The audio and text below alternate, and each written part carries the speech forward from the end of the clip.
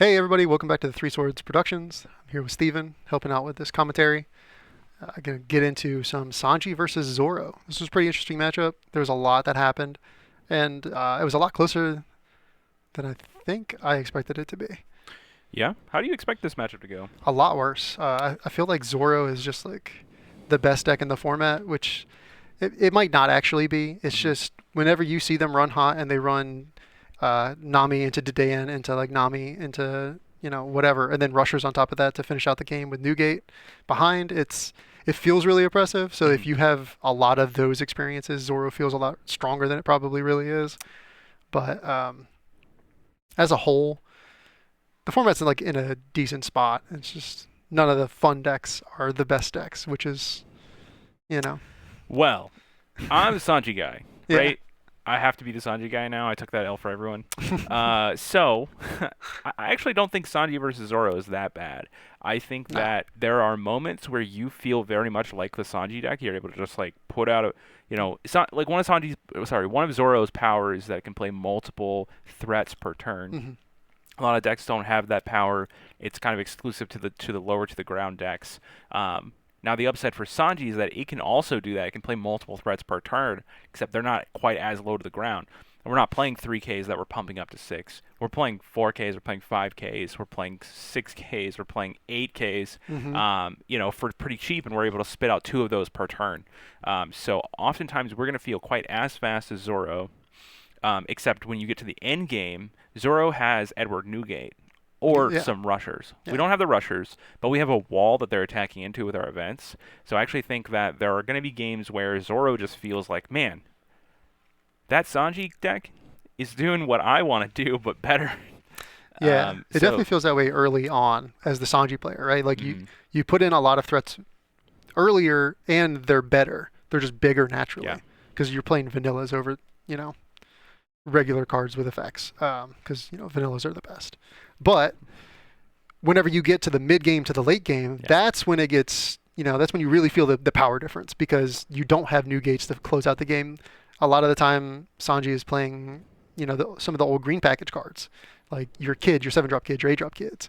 yeah. And those in the new format are too easy to remove to really matter a lot against a lot of things. Yeah, they're not going to pair well against Vista for sure. Right. Otama Vista is going to be kind of a house, but you still have some really good things. You have Level of Beam, you have Punk Gibson, you have Three Sword Style Onigiri to kind of spit out another threat, Yeah. and you're going to be pressuring the amount of counters that your opponent has. Now, I will say one massive advantage that Zoro carries into this matchup that you just can't do anything about. They have 5 life, you have 4 life. Um, Hmm. that is going to be a stark difference when you start against the aggressive deck in the meta at 1 life less. It's brutal. So you do need to find a way to compensate without blockers too. That's kind of another big deal. Um, but we'll see how that plays out. Okay, Yeah. ready? Yeah. Let's jump into Let's it. go. All right, so we have Alex on Zoro. Alex is here for the Battle Spirits video. If you guys haven't seen that already, check it out. We played the demo decks for Battle Spirit. It's a little kind of fun. Yeah. It's our first playthrough. The game looks pretty interesting. I'm kind of excited to jump in and at least get my feet wet. You'll see where Alex rolled to see who goes first, and I said I'm not rolling against a 5. I'm just better than that. And we just decided that he wanted to go first anyway. So. Sanji typically wants to go second anyways. Hmm. Sometimes you can just, ask your opponent what do they want to do, and they want to go in the opposite that you do. So that's Yeah. fine. Works out for everybody. You're holding two copies of Three Sword Style Onigiri. It is one of the more powerful cards in this matchup, so I actually really like that. You're also holding a Mocha and a Jinbei, so you're going to have one of those explosive openings as well. Yep. Pretty good. Zoro starts with a Nami here. Gonna look at the top 5 cards of his deck, and he is going to add most likely a Zoro here. All right. And Sanji's going to put out life. We're already seeing exactly what I was talking about. He's putting out 4 life, which is a little intimidating against It is. His opponent did not let him cheat and put the 5th life out. Now we are seeing we are seeing the Sanji remove a carrot from his decks, realizing last minute that 2 carrots in one sleeve is pretty powerful. It counters out for 4K, but it is super against the rules, so we're just gonna Yes. fix that before So the so game we fixed starts. that, and we did clarify at the end of the match. It was actually just the 50 cards. I'm not sure It's fine. It's how I slid that in there, casual but games. I'm yeah. sure. No But big deal here. We're all just in my basement playing games. hmm Okay, so we play the Jinbei and untap 2, leaving open Don for potential Punk Gibson that Zoro is going to have to worry about Yep. here. So he's going to have to make sure he sequences his attacks correctly. And we'll see if he starts on that Zoro that he added to his hand or not. He is looking. We are looking at Sanji of his own, or is that Brook? It's Brook. Yeah. I think his best attack here to play around Punk Gibson is to He's just going 5K at you. See what you do. Kind of yeah. testing the waters. You might even take this. Carrot's going to be a cool card in this matchup. Definitely, Alex has a lot of experience playing against my build for Sanji, and I do not play Carrot, though Carrot is one of those cards that I find very interesting. Carrot's better than Beppo. Beppo, not really a play where Carrot will untap Dawn. I actually don't mind throwing out the idea of playing Beppo because you can play Beppo and then there's a 4 mana 6K Heart Pirates Hmm. that's playable That you could around drop Beppo in. that you could drop in Okay. and get like utility out of. That's a super interesting line. We might have to explore that on the channel. Eh, All right, so we have 4 Dawn open now. We can go swing at the Nami. This is kind of the power of having 4Ks. You're going to be a little bit bigger than most of the characters that Sorrow is going to play. Now you have to make sure that you're not playing behind them, because there's certainly you're going to fall into a play pattern where they're attacking with Rush every turn, and you're just swinging on the characters that they just swung with, and that's obviously you're playing like half a turn behind them the entire game. So you have to make sure that you're not falling into that pit. But you have the ability there. yeah. You have flexibility. We're And also we're going to seeing the swing. strength of Sanji here, where you can play one card a turn and then hold up defensive capabilities, so which really slows down the Zoro assault. Like, yeah, I didn't clear the Zoro, or we didn't. Zoro didn't clear, or Sanji didn't clear the Zoro this turn. However, knowing what we know from the Sanji player's hand, you can see that they have easy access into defending, and then also putting in play Momo with Onigiri, untapping two, and then being able to defend further with Love Loves and just other counter power. So we're likely going to see me or the Sanji player during the Zoro player's turn defending, playing a card, and then drawing cards during your opponent's turn. Okay. So we did see the 3 sword style Onigiri. Pay 3, he put in a vanilla 3 drop, the Mocha there, and then his Sanji ability doesn't trigger on his own turn. It actually happens on both turns. Yep. So he was able to untap 2 Dawn. We put that in, and now he actually still has counter power to contest possibly this Luffy swing. And we are going to see exactly that. Yep. He's going to get to draw a card and replace the Love Love instantly. Very powerful in the mid game here. And he's actually holding his life up at 3, which can be really strong when he goes for lethal later on against Zoro here. He needs to have enough life in order to survive a counterattack from Zoro, and enough pressure on the board to threaten Zoro's life. Zoro down to 4 cards in hand. 2 of them do counter, but he is swinging on the characters instead of life. And now we're going to go 6K on the Luffy, kind of contesting his hand, asking questions. Do you have counter in your hand? And with even attacks, it's looking like no. Yeah, Okay. looking at the Zoro player's hand, though, he did have the ability to counter out of both of those swings. And we're going to go 5K on life. I think now's the time to go life. Yeah, let's do it. Yeah, You're I not like that. you're not going to be in danger of losing your board too much. You actually, like Zoro's probably just going to want to thirst your face more than go board. And we're going 5K at face again, putting him down to 3. Now that's a really powerful tempo swing. You just have to leave enough open in order to protect ourselves. We are still at 3 life, so we played the early game very well. And we're pivoting towards the mid game here where we have total control of the board. And looking at Zoro's hand, it doesn't look great for countering out of this. We play Nico Robin to establish some threat against what's happening already. Nico doesn't quite line up against all the 4Ks though, so you're going to need a little bit of assistance there. Yeah, which And is really nice that it's going to still take the Zoro player 2 cards yeah, to try to threaten any of the. establishing Brook, which is sort of a freebie there. And Brook's going to swing at life for 7. We're going to play Love Love Beam here, draw a card. Love Love's super good in the early to mid game. Just replacing itself is so powerful here. We're not actually losing advantage at all, and we're keeping our life total high and kind of time walking our opponent. It's a magic phrase. Hmm. And we do establish Nico Robin, as well as 2 Gordons. So we're going to see those Gordons have some effectiveness next turn. This may be a good turn to pivot and start just trying to kill the Zoro player who has probably now 0 cards in hand, or 1. Yeah, hand count on the Zoro side is pretty low. It's definitely a good pivot turn to try to like force them to go to 0, so that way you can potentially get through for a game. Well, I mean, you're still holding 3 sword style Onigiri. You're still holding another card. I think 2 of them counter out. 3 of them counter. You have your 8 drop. This is unfortunately a 3/6/8. Okay, this is 8 Dawn turn, so you could establish the 8 drop if you want. Zoro has no cards, so that could be powerful. I really, really like going 5 at face. Okay, we actually have 3 cards in hand. Sorry, I think I misremembered how many cards Zoro had. Yeah. Well, he didn't play a lot of cards early, He and then did did not. take Took life. 2 life. Yep. Yeah. That's probably what it was. The two life on the previous turn. Yep. That's what threw me off. Okay. No problem here. So we are going to counter out of these attacks. That's fine though. Pressuring the hand still. We go 5k at face again. And we have Makino to counter out with and a Magra. So we counter out with Magra. We're holding Edward Newgate and Makino. Swing for 5 again. He takes it, goes to 1.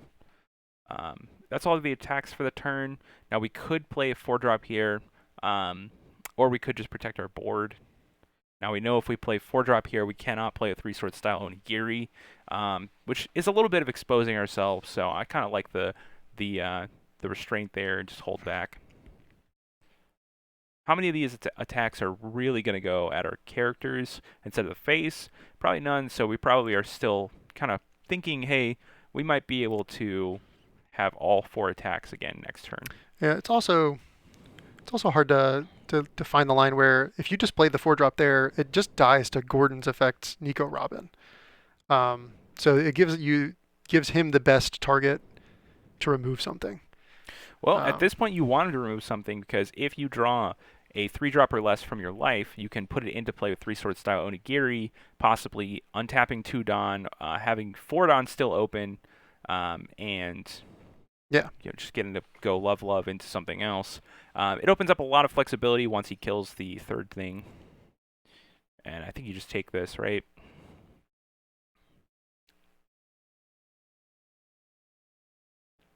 No, he was not attacking life. He was attacking the Jinbei. So we were protecting Jinbei here. So okay, and he used his Gordon effect to reduce the power of your Mocha, so that when he swung Nico Robin onto Jinbei, we destroyed The Mocha. the Mocha. Yep. And then you 3-sword style Onigiri to protect your Jinbei.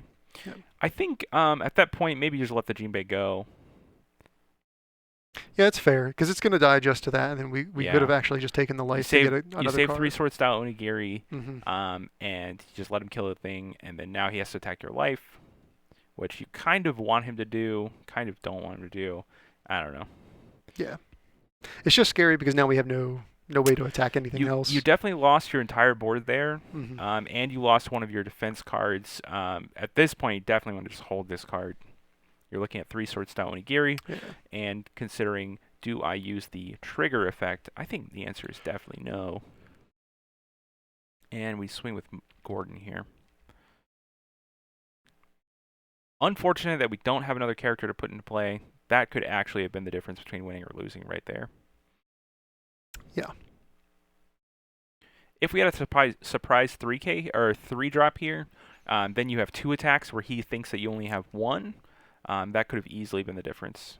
Okay, we see him play another Nico Robin. So he has a ton of attackers. We're fairly confident we're going to lose on the following turn, so we need to make something happen right now. And then unfortunately we see that the Sanji player draws another 4K, 4-drop. Got another 4-drop in the hand. 5K at the...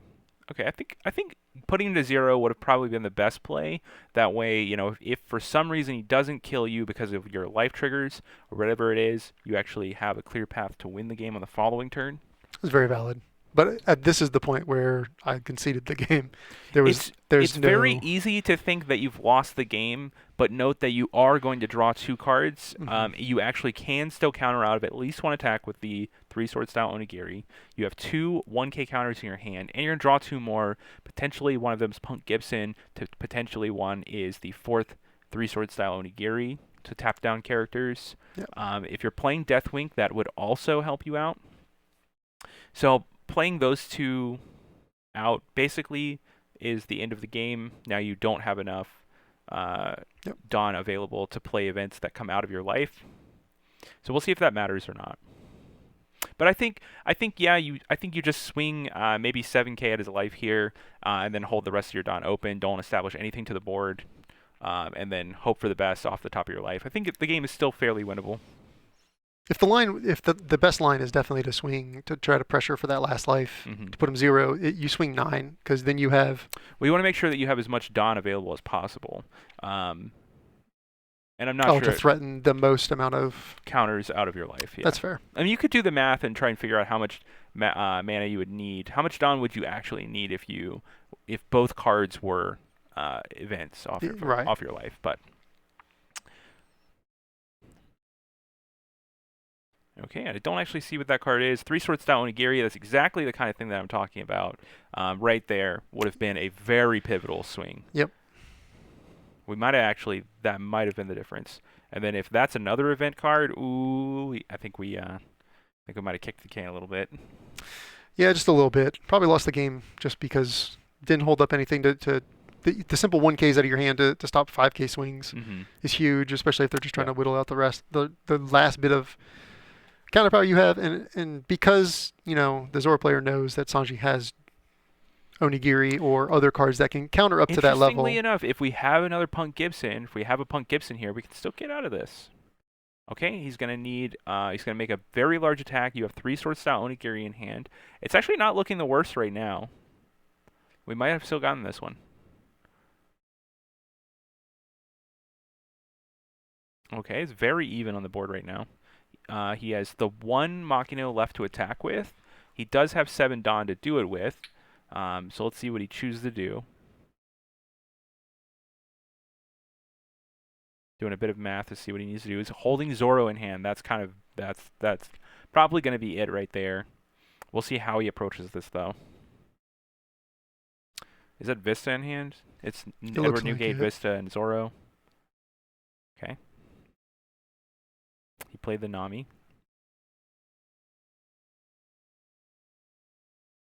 All right. Still doing math. He knows that if this attack doesn't go through, that he loses the game. So he's trying to make sure that he has everything he needs. Yeah. And he does have two options, right? He can just swing Giant with Makino, Hmm. or he can swing for 5 with Yeah. Makino by attaching 4, and then play Zoro and swing for 6 We know that your hand is unfortunately three sword style Onigiri plus 8-drop Kid. So that's a 9. Sorry, that is a 5K swing with Makino. with Makino. And we need just one additional 1K counter to win the game here. Yep. Oh, actually, you need two. You would need two. Well, You 1K you 'cause could of have the 1K'd Oni. out of the Makino swing and then three sword style. So incredibly close game.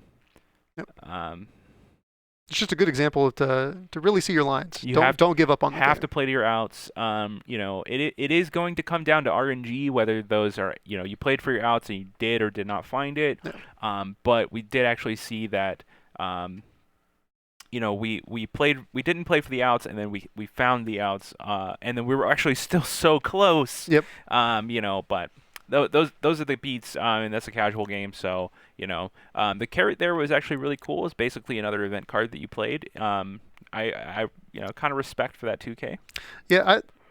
In my thought process, it seemed good to have just a 2K. Mm-hmm. You don't need the typical like 12 split because you have such powerful event cards.